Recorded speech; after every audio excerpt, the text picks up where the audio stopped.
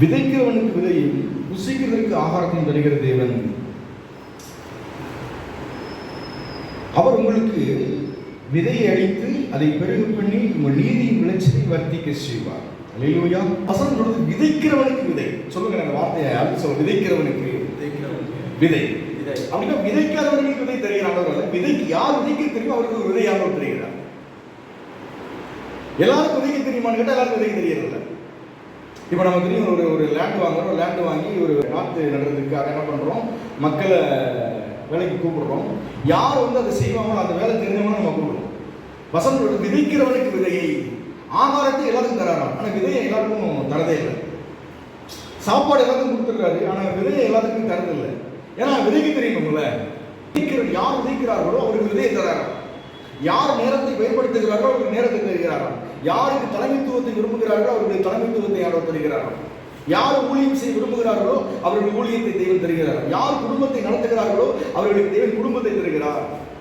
அப்ப விதைக்கிறவனுக்கு விதையையும் புசிக்கிறதற்கு ஆகாரத்தையும் அளிக்கிற ஆண்டவர் உங்களுக்கு, அவர் உங்களுக்கு விதையை அளித்து, சொல்லுங்க, அவர் எனக்கு விதையை அளித்து அதை பெருக பண்ணி என்னது நீதியின் விளைச்சலை வர்த்திக்க செய்வார். எல்லாரும் விதைக்கிறாங்களா, எனக்கு விதைக்க தெரியலையே. நம்ம ஒரே ஒரு கான்செப்டுக்குள்ள போகக்கூடாது. அது பணத்தை தான் விதைக்கிறாங்க, பணம் தான் விதைக்கிறது அப்படின்னு சொல்லி நினைக்கவே கூடாது. அது எல்லாத்துக்கும் பொருள் கொடுக்குமே. நீ எதை விதைக்கிறாயோ அதை உலகத்துலலாம் சொல்லுவாங்க இல்லையா. ஆனால் வசனம் சொல்லுது விதைக்கிறவனுக்கு மட்டுமே விதைகள் கொடுக்கப்படுகிறது, எல்லாருக்கும் விதைகள் கொடுக்கப்படுகிறது இல்லை. சில இடத்துல நம்ம என்ன பண்றோம், விதையை எடுத்து நம்ம சாப்பிட்றாங்க, ஆகாரத்தை எடுத்து விதைச்சிடுறாங்க. ரெண்டு விஷயம் இருக்கு. ஒரு கையில விதையை கொடுத்துருக்கிறாரு, ஒரு கையில ஆகாரத்தை கொடுத்துருக்கிறாரு. இப்ப விதையை எடுத்து எல்லாம் என்ன பண்றாங்க, சாப்பிடுறாங்க. ஆண்டவர் விதையை விதைப்பதற்காக விதை கொடுத்திருக்கிறேன், ஆகாரத்தை நீ சாப்பிடுறதுக்காக கொடுத்திருக்கிற, ஆகாரத்தை வச்சிருக்காங்க. ஆகாரத்தை தரேன், ஆகாரத்தை வந்து நீ வச்சிடாரு. அவனவன் விசனமாயும் அல்ல, கட்டாயமாயும் அல்ல. உங்க மனசுல ஒரு நியமத்தை, ஒரு எண்ணத்தை ஆண்டவர் கொடுத்திருப்பாரு. எண்ணத்தின் அடிப்படையில் நீங்கள் கொடுப்பது என்பது கட்டாயம் அல்ல, அது அன்பினுடைய வெளிப்பாடு. அல்லேலூயா. அது ஆண்டவருடைய எண்ணங்களை வச்சுற. நீ என்ன நினைக்கிறீ அதை நீ செய். அது உன்னுடைய மனவிருப்பத்தின்படி ஆக கடவுள். நீ உனக்கு நீ ஒரு சின்ன நிலம் வச்சுன்னா நெல் வரும், பயிரை வச்சுன்னா பயிர் வரும், பூண்டு வச்சுன்னா பூண்டு வரும். நீ என்ன விதைக்கிறையோ அது உனக்கு வரும். பட் அதை ஆண்டவர் அதை அவர் கணக்கு இல்லை. பட் அது என்ன பண்றாரு, அது ஒரு அன்பின் வெளிப்பாடாக வச்சுட்டாரு. கட்டளையாக நம்ம நினைச்சா கூட நான் சொல்றேன், அது அன்பினுடைய வெளிப்பாடு. அது அவனுடைய மனதின் எண்ணங்களின் அடிப்படையில் தீர்மானிக்கப்படுகிறது. ஆனால் ஆகாரத்தை தேவனுடைய அன்பினுடைய வெளிப்பாடு நமக்கு தர்றாரு. அல்லேலூயா. விதைப்பது என்னுடைய எண்ணங்களின் அடிப்படையில் தீர்மானிக்கப்படுகிறது. ஆனால் ஆகாரம் தர்றது அவர் தான் தர்றாரு. யாரெல்லாம் சாப்பிட்றாங்களோ அவங்களுக்கு சாப்பாடு தருவார். சிம்பிள் அவ்வளோதான். ஆனால் விதைக்கிறவங்களுக்கு எல்லார் கையிலும் விதையை ஆர்டர் பண்ண மாட்டார். அல்லேலூயா. சொல்லுங்க, விதை எல்லார் கையிலையும் கொடுக்கப்படுவதில்லை. ஏன்னா அவங்க விதைக்க தெரியாது. ஆமே. இந்த காலங்களில் தேவன் நம்ம கையில நல்ல நாட்களை தருவார். ஆமே. நீங்க நம்புங்க, நல்ல நாட்களை, நல்ல நேரங்களை, நல்ல வேலைகளை ஆண்டவர் தருவார். ஆண்டவர் தெரியும், இவர்கள் கையில கொடுத்தா இதை கரெக்டா இவங்க யூஸ் பண்ணுவாங்க, இவங்க கையில கொடுத்தா இதை நல்லா பயன்படுத்துவாங்க. யாருக்கு மியூசிக் இன்ட்ரெஸ்ட் இருக்கோ அவங்க எல்லாரும் மியூசிக் ஆண்டவர் தருவார். இன்னைக்கு கூட அப்படித்தான் அந்த காலவெளியில் தேவன் வார்த்தை என்கிறதான விதையை நம்மகிட்ட கொடுத்துருக்காரு. முன்னாள் வர நம்ம விதை வசனம் எல்லாம் நம்ம விட்டு பார்த்தோம். இந்த காலவெளியில் நம்ம புரிஞ்சுக்கணும், ஆண்டவர் விதைக்கிற எனக்காக மட்டுமே விதைகளை தந்திருக்கிறேன். நான் ஒரு நாளும் விதையை எடுத்து புசிக்க மாட்டேன். என் ஆகாரத்தை எடுத்து ஒரு நாளும் நான் என்ன பண்ண மாட்டேன், விதைக்க மாட்டேன். ஆண்டவர் இது மனிதனை படைக்கிற அந்த ஃபர்ஸ்ட் கிரியேஷன்லேயே ஒரு விஷயத்தை சொல்லிட்டு வர்றாரு. பின் தேவனிதோ பூமியின் மேலும் விதை தரும் சகல பூண்டுகளையும், விதை தரும் சகல பூண்டுகளையும், விதை தரும் கனிமரங்களாகிய சகல விருட்சங்களையும் உங்களுக்கு கொடுத்து அவைகள் உங்களுக்கு ஆகாரமாக இருக்க கிடவுது. நான் விதைச்ச உடனே அது விதை ஆகாரத்துக்கு சோர்ஸா மாறுது. நம்ம எதை விதைக்கிறோமோ அது என் ஆகாரமாய் மாறுகிறது. ஆண்டவர் சொல்றாரு, நீங்கள் விதை தரும் சகல பூண்டுகளையும், விதை தரும் கனிமரங்களாகிய சகல விருட்சங்களையும் உங்களுக்கு கொடுத்து அவைகள் உங்களுக்கு ஆகாரமாக இருக்க கிடவுது. அப்படின்னா நீங்கள் விதைங்க ஃபர்ஸ்ட் விதைச்சிருங்க. அதை விதைச்சு என்ன பண்ணும், கனி தரும், அது பழம் தரும், அது பூண்டுகளை தரும், அது பழங்களை தரும், அது நெற்களை தரும். அவைகள் உங்களுக்கு ஆகாரமாக இருக்க கிடவுது. அந்த ஆகாரங்கள் பின்பு ஆதாரமாக இருக்க கிடவுது. அவர் தேவனுடைய முதல் காரியம் என்ன பண்றாரு, அவர் ஒரு நிலத்தை கொடுத்து அதை பண்படுத்த வைக்கிறார். அதை விதைக்க கற்றுக் கொடுக்கிறார். ஆண்டவரே, என் வாழ்க்கையில் நான் நம்புறேன், நீ கொடுத்த எல்லா விதைகளையும் என் வாழ்க்கையில் விதைத்து அந்த விதையில் அந்த விதை என்ன பண்ணுதோ அந்த விதை எனக்கு ஒரு பாதுகாப்பை உண்டாக்குகிறது, அந்த விதை எனக்கு ஆகாரத்தை உண்டாக்குகிறது, அந்த விதை என் எதிர்காலத்தை தீர்மானிக்கிறது. முதலாவது விதைதான் ஆண்டவர் கொடுக்கிறார், பின்புதான் என்ன பண்றாரு, ஆகாரத்தை வந்து கொடுக்கிறார். அவர் முதல் வார்த்தையை கொடுக்கிறார். வார்த்தை என்ன பண்ணுறது, மாம்சமாய் மாறுகிறதா.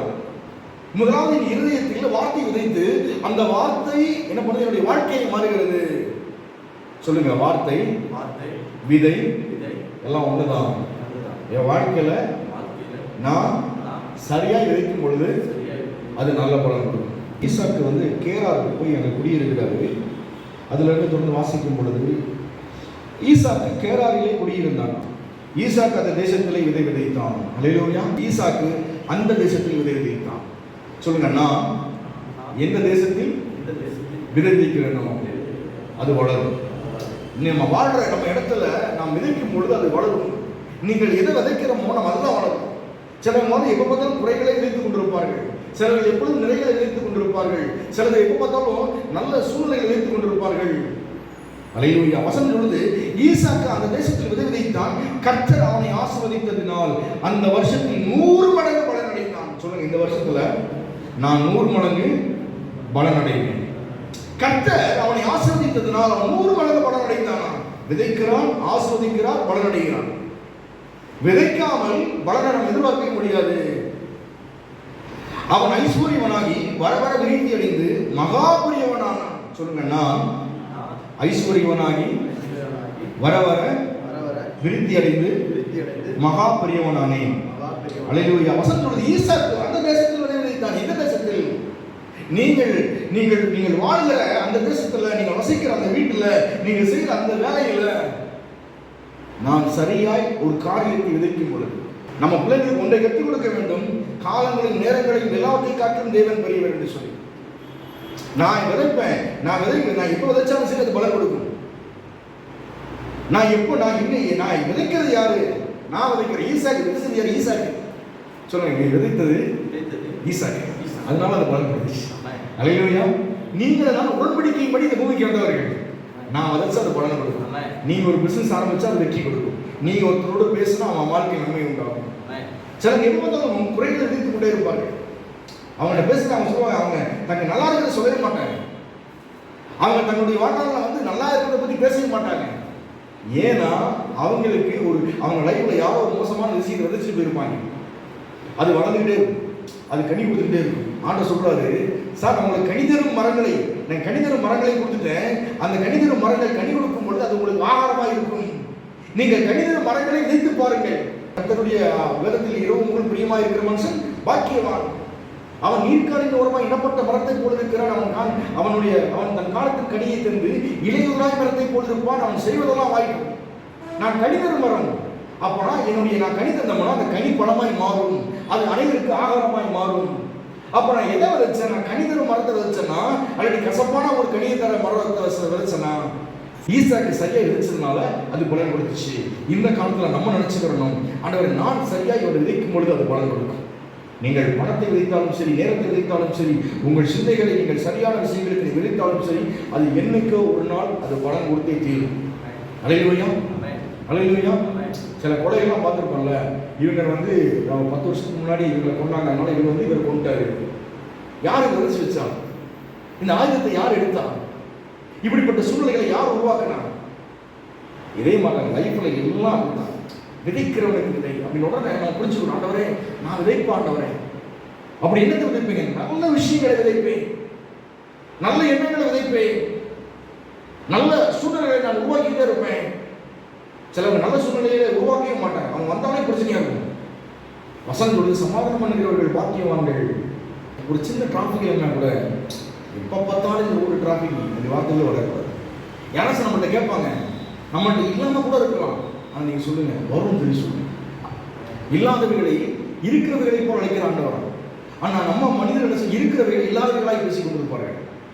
வசந்தோடு இல்லாதவர்களை இருக்கிறவர்கள் அழைக்கிறாண்டவர்.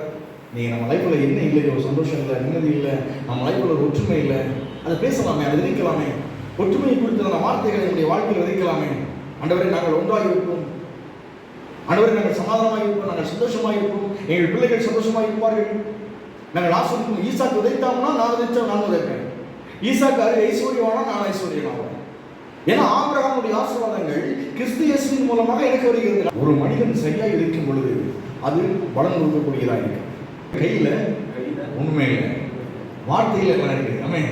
இப்ப கையில ஒண்ணுமே இல்லை, ஆனா வார்த்தையில கை வச்சோம். வார்த்தையில் கை வச்சு எடுத்து இயேசு நாமத்தினாலே என் பிள்ளைகள் சமாதானமாக இருப்பார்கள், எங்கள் பிள்ளைகள் ஐஸ்வர்யமாக இருப்பார்கள், எங்கள் 1000 தலைமுறைக்கு நாங்கள் இரக்கம் பாராட்டப்படுவோம் சொல்லி நல்ல வார்த்தைகளை விதைக்கும் பொழுது அதன் பலன் கொடுக்கக்கூடியதாக இருக்கிறது. நீதிமொழிகள் எடுத்துக்கலாம். நீதிமொழிகள் 4வது அதிகாரம் 20 வாசிக்கலாம். என் மகனே, என் வார்த்தைகளை கவனி, என் வசனங்களுக்கு உன் செவியை சாய். அவைகள் உன் கண்களை விட்டு பிரியாது இருப்பதாக, அவைகள் உன் இருதயத்துக்குள்ளே காத்துக்கொள். அவைகள் கண்டுபிடிக்கிறவர்களுக்கு அவைகள் ஜீவனும் அவர்கள் உடலுக்கெல்லாம் ஆரோக்கியமா. இந்த வார்த்தை ஒரு மனுஷன் கண்டுபிடிச்சானா, நம்ம சொன்ன வார்த்தை விதை பேசி வர்றதுனால இந்த வசனத்துக்கு நம்ம வந்தோம். ஆண்டவரே, என் மகனே, என் விதைகளை கவனி, என் வார்த்தைகளை கவனி, அவைகளை உன் இருதயத்தில் விதை, அவைகளை உன் கண்களை விட்டு பிரியாது இருப்பதாக, அவைகள் உன் இருதயத்துக்குள்ளே காத்துக்கொள். இந்த கிராமத்துலலாம் விவசாய பூமியிலலாம் பார்த்தீங்கன்னா ஃபுல்லாக வேலி கட்டிட்டு ஒரு டம்மியாக ஒரு உண்மையை கட்டி வச்சுருப்பாங்க. காக்கா வந்து அதை பார்த்து ஓடிடும். ஆயில் டப்பா வந்து கட்டி வச்சுருப்பாங்க, அதை அடிப்பாங்க போட்டு. அந்த பாதுகாவலர்கள் வேலைக்காரங்க அடிப்பாங்க. அவர் உன் கண்களை விட்டு பிரியாது இருப்பதாக, அவனுக்கு தெரியும் நான் ஒரு விதையை விதைச்சிருக்கிறேன், இந்த விதையை வந்து யாரும் எடுத்துட்டு போக முடியாது. காக்காவோ குருவியும் எந்த மிருகங்களும் வந்து எடுத்துட்டு போக முடியாது. ஏன்னா இது என்னுடைய தோட்டம், இது ஏன் நிலம், இது நான் வச்சிருக்கிறேன், இது நான் பலனை பார்க்கணும், இதை யாரும் எடுக்கக்கூடாதுங்கிறத ஒரு நம்பிக்கையோட ஒரு மனிதன் அதுக்காக காத்திருப்பான். அல்லது யார் சொல்றது, அவைகள் உன் கண்களை விட்டு பிரியாது இருப்பதாக. நீங்கள் விதைத்த பிறகு விதையை நோண்டி பார்க்கக்கூடாது, ஆனா அது வளருமா, அது வளர்வதற்காக நீங்கள் காத்துக்கிட்டு அதை பார்த்துட்டு இருக்கலாம். விதையை தோண்டி பார்க்கக்கூடாது, ஆனால் மேல இருந்து அது வரும் அப்படிங்கிறத நம்ம காத்துக்கிட்டு இருக்கலாம். அது சொல்லுது, அவைகள் உன் இருதயத்துக்குள்ளே காத்துக்கொள். சில நல்ல விஷயங்களை நீங்க உன் இருதயத்துக்குள்ள வச்சுக்கோங்க. நான் என் விதைகளை விதைத்து அவைகளை என் இருதயத்தில் காத்துக்கொள்வேன். உங்க ஹார்ட்ல பத்திரமா வச்சுக்கோங்க. அந்த ஹார்ட்டுக்குள்ள இந்த விதைத்த அதுல இருந்து வர சோர்ஸ், அது என்ன செய்யும், அது யார் கொடுத்தா அப்படிங்கிற விஷயத்தெல்லாம் ஹார்ட்டுக்குள்ள வச்சுக்கணுமா. அடுத்து சொல்லுது, அவைகள் கண்டுபிடிக்கிறவர்களுக்கு அவைகள் ஜீவன். இது வந்து ஒரு என்ன சொல்றாங்க, இது வந்து ஒரு ஃபார்முலாஸ். உங்களுக்கு ஒரு சில விதைகளை யாரும் வச்சிருப்பாங்க, ஒரு ஃபார்முலாஸ். நம்ம என்ன சொல்லக்கூடாது, எல்லாத்தையும் சொல்லக்கூடாது. நீ இதை பண்ண போறேன் அதான் சொல்லுது. அவைகளை கண்டுபிடிக்கிறவர்களுக்கு நீ வேணா உன்னுடைய சோர்ஸை நீ கண்டுபிடிச்சுக்கோ. நீ எப்படி மேல வரங்கிறத வார்த்தையில் வளர்ந்து நீ கண்டுபிடிச்சுக்கோ. நீ ஏன் கேட்க, என்னுடைய இந்த எக்ஸ்பீரியன்ஸ் நிறைய இருக்கலாம், ஆனா ஹார்ட்ல அந்த ஃபார்முலாவை எல்லாத்தையும் சொல்ல அவசியமே இல்லை. சயின்ஸை காட்டிலும் தேவன் பெரியவர். அல்லேலூயா. எல்லாம் சொல்லுவாங்க சீட்லெஸ் பழங்களை சாப்பிட்டு ஆசைப்படுறாங்க. சீடை வந்து கார்பரேட் வாங்கிட்டு சீட்லெஸ் வாங்கிட்டு, ஆனா சீடு நம்ம கிட்ட கிடைக்குது. அல்லேலூயா. நாம சொல்லலாம், இந்த உலகத்துல விதைக்கப்படுகிற அந்த விதைகளில் உள்ள விதையை எடுத்துட்டு நீ விதையெல்லாம் பார்த்து எனக்கு தரலாம். நாங்க நம்புறோம், அந்த பழத்தில் இருக்கிற விதையை விட நான் கர்த்தருடைய வார்த்தை விதையை நம்புறோம் இல்லையா, இந்த மைண்ட் செட் தான் பெருசு. அல்லேலூயா. தேவன் எவ்வளவு பெரிய பாருங்களேன். அப்ப வந்து இந்த உலகத்துல வந்து எதுவும் தீர்மானிக்க முடியாது, வார்த்தை தான் உன்னை தீர்மானிக்கிறது. அதான் சொல்லுது, அவைகளை கண்டுபிடிக்கிறவர்களுக்கு அவைகள் ஜீவனும் அவர்கள் உடலுக்கெல்லாம் ஆரோக்கியமா. சொல்லுங்க, விதைக்கிறவனுக்கு விதை, புசிக்கிறதுக்கு ஆகாரம். ஆராய்ச்சி மட்டும் வந்து ஏங்க இவ்வளவு பெஸ்டா இருக்கிறீங்கன்னு கேட்டா, நீங்க விதைத்தீங்க இல்லையா, உங்களுக்கு விதை கொடுத்தாரு ஆண்டவர், அதை சொல்ல, அது வந்து அவங்க தெரிய விஷயம், அதை அவங்க கண்டுபிடிக்கணும். ஆனா அவங்க சொன்னோம், சார் புசிக்கிறதுக்கு சாப்பாடு இல்லாத அவர் தருவார். 5000 பேருக்கு சாப்பாடு கொடுத்தாரு, ஆனா 12 பேருக்கு கையில் விதையை கொடுத்தாரு. கிங்டம் கட்டுற வேலை யாருக்கு கொடுத்தாங்க, 12 பேர் தான் கட்டினாங்க. 12, 70, 120, 5000 பெருகிச்சு. ஆனா மலைப்பிரசங்கத்தில் இருந்த 5000 பேருக்கு உணவுகள் கொடுக்கப்பட்டுச்சு. ஆனா வார்த்தைகள் யாருக்கு கொடுக்கப்பட்டுச்சுன்னா சீச்சர்கள் நெருக்கமாக இருந்தவர்களுக்கு தான். ஏன்னா அவருக்கு தெரியும் இவர்கள் தான் விதைப்பார்கள் என்று சொல்லி, இவர்கள் தான் ராஜ்யத்துடைய வேலைக்கு போவார்கள் என்று சொல்லி. அவர் சாப்பாடு எல்லாரும் தருவார், ஏன்னா அவர் ஒரு ஃபாதர். அல்லேலூயா. ஆனா எல்லா கையிலையும் ஒரு விதையை தர மாட்டாங்க, ஏன்னா அவர் ஒரு லீடர். ஈசாக்கு விதை விதைச்சா அது 100 மடங்கு அது பலன் வரும். சொல்லுங்க, காற்றையும் பார்க்க மாட்டோம், மழையும் பார்க்க மாட்டோம். நான் வந்து என் வாய்க்கால் நிரப்பப்படும். போன வாரம் சொன்ன மாதிரி காலையில் உன் விதை மாலையை உன் கையை நெகிழ விடாது. இன்னைக்கு வார்த்தையை கேட்கிறோமா, அப்படியே ஒரு நாள் நம்ம லைஃப்ல அந்த அந்த விதைக்கு முரண்பாடான வேற ஒரு விதையை விதைச்சிடவே கூடாது. நீங்கள் கேட்கிறதான நல்ல சத்தியங்களுக்கு விரோதமான வேறொரு வார்த்தைகளை கேட்டுவிடக்கூடாது. அது ஹார்ட்ல வச்சுக்க கூடாது. இந்த காதல வாங்கி இந்த காதலை விட்டுறணும். ஆனால் உங்கள் வாழ்க்கையை தீர்மானிக்கக்கூடிய எல்லா விதைகளையும் நல்ல நிலமாக இதயத்தில் விதைக்க வேண்டும். அது பல ஆயிரம் மடங்களாக பலன் கொடுக்கும். ஈசாக்கை பற்றி சொல்லும், அவன் விதைக்கிறான், கர்த்தர் அவனை ஆசீர்வதிக்கிறான். அவன் ஆசீர்வதிக்கிறான், அவன் பெரியவனாகிறான், அவன் ஐஸ்வர்யவனாகிறான். அப்போ ஐஸ்வர்யவனாக எல்லாம் ஆசைப்படுறாங்க, ஆனால் விதைக்க யாரும் ஆசைப்படுறதே இல்லை. எல்லாரும் இந்த பட்டணத்தில் நல்லா இருக்க ஆசைப்படுறாங்க, ஆனால் விதைக்க யாரும் ஆசைப்படுறதே இல்லை. சார் நான் பெரிய ஆளாகணும், கண்டிப்பாக நீங்கள் நல்ல வார்த்தைகளை விதைங்க, நல்ல விஷயங்களை விதையுங்கள். விதைப்பது என்பது இன்வெஸ்ட்மெண்ட். நாம் தேவனுடைய ராஜ்யத்தினுடைய முதலீட்டாளர்கள். ஆண்டவர் சொல்றாரு, நீங்க விதைச்சிருங்க, காத்துருங்க, கர்த்தர் பெரிய காரியங்களை ஆண்டவர் செய்வார். ஒரு 20 வருஷத்துக்கு அப்புறம் 50 வருஷத்துக்கு அப்புறம் நம்ம ஃபேமிலியில் நம்மளை யார் இவ்வளவு பெரிய காரியம் வருவதற்கு யார் காரணம்னா நம்ம இன்வெஸ்ட் பண்ணிடுவோம். அல்லேலூயா, அல்லேலூயா சொல்லுங்க. நாம் சரியான விதைகளை எப்பொழுதும் விதைப்பதால் சரியான தலைமுறையை நான் பார்ப்பேன். ஈசாக்கு விதைத்தான், நானும் விதைப்பேன். ஈசாக்கு ஐஸ்வர்யவானான், நானும் ஐஸ்வர்யவனாக ஆவேன். ஈசாக்கு ஆஸ்வதிக்கப்பட்டான், நானும் ஆஸ்வதிக்கப்படுவேன். காரணம், ஈசாக்கை காட்டிலும் பெரியவராகிய இயேசுவை அதிகமாக விசுவாசிக்கிறார். ஒரு தரித்திரம் நிறைந்த ஒரு சமுதாயத்தை தேவனுடைய ராஜ்யம் உருவாக்க திட்டமிட்டதே இல்லை. அது மிகப்பெரிய ஒரு பேரரசை உருவாக்க திட்டமிட்டு இருந்தது. அதற்காகவே எல்லா விதைகளையும் தேவனுடைய ராஜ்யம் இந்த பூமியில் வந்துச்சு. ஒரு வார்த்தையை நாம் கேட்கும் பொழுது என் மனநிலை மாறுகிறது. அந்த மனநிலை என்னுடைய இதயத்தில் என்ன பண்ணது பதியுது. அப்புறம் நான் என்னுடைய செயல்பாடுகளாக மாறுகிறது. அப்போ ஒரு மைண்ட் செட். சொல்லுங்க, விதைப்பது ஒரு மைண்ட் செட். அல்லேலூயா. அது ஒரு மனநிலை. நான் வதப்பேன், அது பலன் கொடுக்கும். நான் கேட்பேன், அது வேலை செய்யும். நான் பேசுவதற்கு பொறுமையாகவும் கேட்கிறதுக்கு தீவிரமாக இருக்கணும். சிலர் பேசுவதற்கு தீவிரமாக இருப்பாங்க, கேட்கறதுக்கு கம்மியாக இருப்பாங்க. ஆனால் நம்ம இப்பவும் தேவனுடைய சத்தத்தை மட்டுமே கேட்கிறோம்.